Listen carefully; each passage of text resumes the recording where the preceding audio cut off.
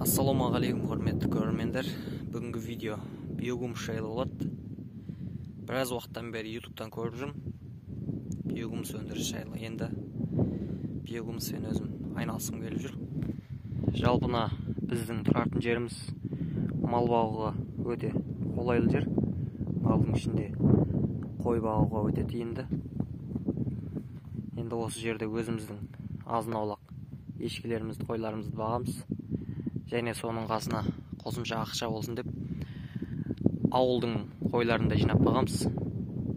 Жылда 500-600 қой бағамыз. Жалпы биогумус өндіру үшін малдың көңі қажет. Калифорниялық шылаушындарға малдың көңін беріп, содан биогумус өндіреді. Ютубтан біраз видеоларды көрдім. Көбісі жылқының, сиырдың көңінен биогумус өндіріп жатыр. Қойдың көңінен өндіріп жатқан жоқ. Кейбірі болмайды дейді. Бірақ кеше ютубтан бір видео көрдім. Бір кісі қойдың көңінен биогумус өндіріп жатыр екен. Қойдың көңін тіпті жумай өндіріп жатыр екен. Енді қойдың көңінен болатын болса, бізде қойдың көңі өте көп. Бізде енді биогумус өндірісімен айналысқымыз келіп жүр. Мінеки мына жер бұрын қой қора болған. Осы жерде 600-дей қой тұрған. Жылда бір кісілер келіп қойдың көңін сатып алып кетеді. 10 мың теңгеге бір КамАЗ прицебімен. Енді сол көңді 10 мың теңгеге сатпай осыдан биогумус өндірсек деп жатырмыз. Жалпы мына жерден жобамен 2 КамАЗ прицебімен көң шығады. Бір КамАЗ прицепті 20 тоннадай есептейтін болсақ, 40 тоннадай көң жатыр. Енді осы көңнен биогумус өндіруіміз қажет.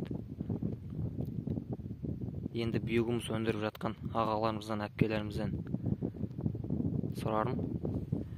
Жалпы қойдың көңінен биогумус бола ма, болмай ма? Сол жайлы комментарияға жаза кетсеңіздер. Ана жақта тағы бір қора бар.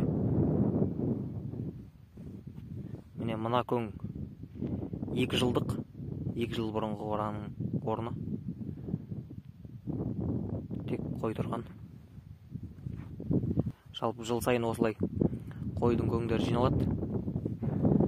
Жалпы сол көңдерден биогумус өндіру қажет.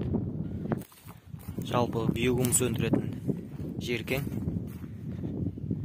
Шылаушындарды жіберетін, одан проблема жоқ. Енді Құдай қаласа ендігі жылда қой бағамыз. Биыл қазір далада шөп таусылып тарқатқанбыз. Ендігі жылы тағы да көң жиналады. Жалпы солардың бәрінен біз биогумус өндіруіміз қажет. Мінеки мынау екінші қорамыз. 1 жылдық көң. Бұл жерде 20 тоннадай көң бар. Қазір мына қораны бұзып жатырмыз. Басқа жаққа ауыстырамыз. Келесі жылға дайындаймыз бұл қораны. Міне мынау 1 жылдық көң. Қойдың көңі. Жалпы өзіміз диқаншылықпен айналысамыз. 10 гектар жеріміз бар. Осы биогумусты өндіріп, сол 10 гектар жерді тыңайтқымыз келеді. Табиғи тыңайтқышпен. Қазір жерлердің бәрі шаршаған. Сол жерлерді тыңайтып, жақсы өнім алу үшін биогумус өндіргіміз келеді. Тоқ мәселесіне келетін болсақ, тоқ бар. Ал су мәселесіне келетін болсақ, есіктің алдынан жақында құдық қаздырғанбыз. Қазір көрсетем.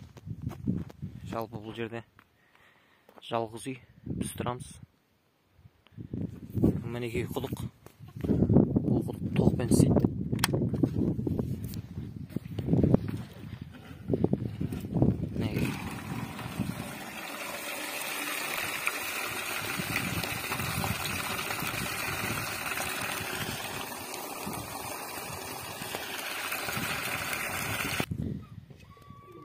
Бірақ бұл су кішкене тұздылау. Мал ішеді, тауық ішеді, бірақ адам іше алмайды, себебі тұзды су. Енді сіздерден тағы да бір сұрар кеңесім. Бүйгүм сөндіру үшін шылаушындарға осы тұз су бола ма, болмай ма? Сол жайлы комментарийға жаза кетсеңіздер. Егер де болатын болса, осы суды қолданамыз. Егер болмайтын болса, тұщы су қаздыратын боламыз. Бүйгүм сөндіру үшін. Сол жайлы комментарийға жаза кетіңіздер. Егер бүйгүміз тауықтың көңінен де болатын болса, міне мына жақта тауықтың да көңі бар. Ал мына жерде күрке тауықтың көңі бар. Мына қорада қазір ешкілер тұр. Бұлардың астында да біраз көң бар.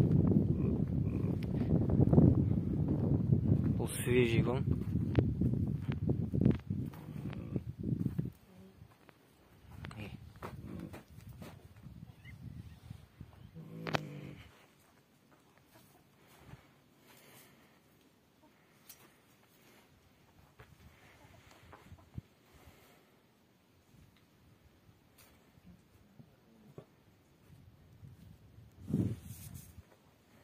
Бұл видеоны түсірген себебім сіздердің ақыл кеңестеріңіз қажет. Әсіресе бүйгүм сөндірісімен айналысатын аға әпкелерімізден сұрайтыным. Қойдың көңінен бүйгүміз бола ма, болмай ма? Сол жайлы комментарийға өз ойларыңызды, ақыл кеңестеріңізді жаза кетсеңіздер.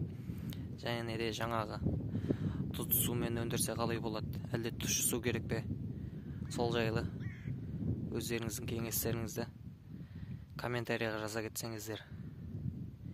Бүйгүм сөндіріп, яғни таза тыңайтқыш, табиғи тыңайтқыш өндіріп, өзіміздің жерлерімізді құнарландыру үшін, жалпы бүкіл ауылдың жерін табиғи тыңайтқышпен қамтамасыз ету үшін бүйгүм сөндірісімен айналысқым келеді. Енді сіздерден ақыл кеңес сұраймын. Сол жайлы комментарийға жаза кетсеңіздер. Жалпы қазір барлығы селитра және сол сияқты химиялық тыңайтқыштарды пайдаланады.